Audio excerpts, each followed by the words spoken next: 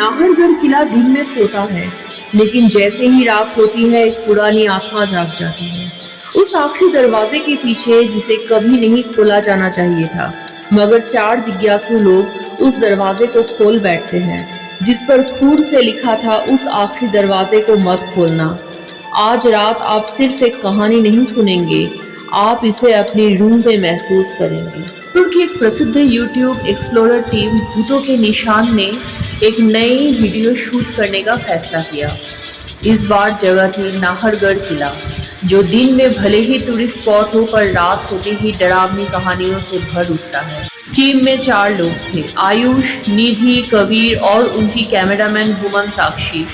रात के 11:45 को वो किले के अंदर दाखिल होते हैं।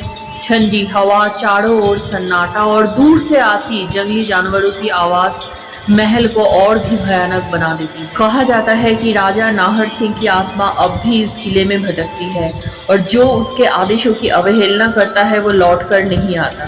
साक्षी ने कैमरा के लिए इंट्रो रिकॉर्ड किया। आयुष ने हंसते हुए बोला, अरे ये सब कहानियां होती है, असल में कुछ नहीं। लेकिन तभी किले के अंदर एक भारी दरवाजा अपने आप बंद हो जाता है। सारे कैमरा अचानक बंद, टॉर्च की लाइटें झपकने लगी, फोन की नेटवर्क भी चला गया। किसी ने मजाक किया है, कबीर ने बोला। मगर तब तक सबके चेहरों का रंग उड़ चुका था। उन्होंने दरवाजा खोलने की कोशिश की पर वो जैसे सील हो चुका हो। निधि की आंखें डर से चौड़ी हो गई। ये वैसा ही दरवाजा है ना जिसके बारे में लोक कथाओं में सुना है, जो एक बार बंद हो जाए तभी खुलता है जब कोई आत्मा संतुष्ट हो जाए। उसने देखा किले की दीवार पर एक छाया उभरी, एक आदमी की जो सफेद राजसी पोशाक में था, लेकिन चेहरा धुंधला और आंखें बिना पलक झपकाए सीधे उन्हीं को घूर रही थी। ये नाहर सिंह है, कबीर ने कांपते हुए बोला। हमें यहाँ नहीं आना चाहिए था।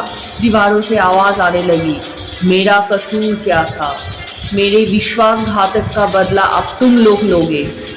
मुझे चैन दो वरना तुम भी यहीं रह जाओगे। अब चारों बुरी तरह से डर चुके थे। तभी निधि को याद आया, राजा नाहर सिंह की आत्मा को तभी शांति मिलती है जब कोई सच्चे मन से माफी मांगे।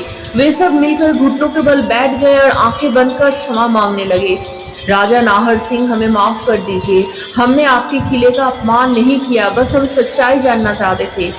कुछ मिनट बीते, एक भारी सन्नाटा और फिर दरवाजे की छिटकनी अपने आप खुल गई। बाहर की हवा अंदर आने लगी और मोबाइल फिर से चालू हो गया। बिना कुछ कहे चारों बाहर की ओर दौड़े। किले की गेट बाहर से निकलते ही पीछे से एक धीमी सी आवाज आई, आज तो बच गए, लेकिन अगली बार मेरी कहानी अधूरी मत छोड़ना। अगले दिन टीम ने रिकॉर्डिंग चेक किया, सारे फुटेज गायब थे। सिर्फ एक अंतिम फ्रेम था जिसमें चारों की जगह एक अकेला आदमी बैठा हुआ था, वही सफेद पोशाक में, मगर अब उसका चेहरा साफ दिख रहा था। वो मुस्कुरा रहा था और उसकी आंखों से खून बह रहा था। Please like, share and subscribe.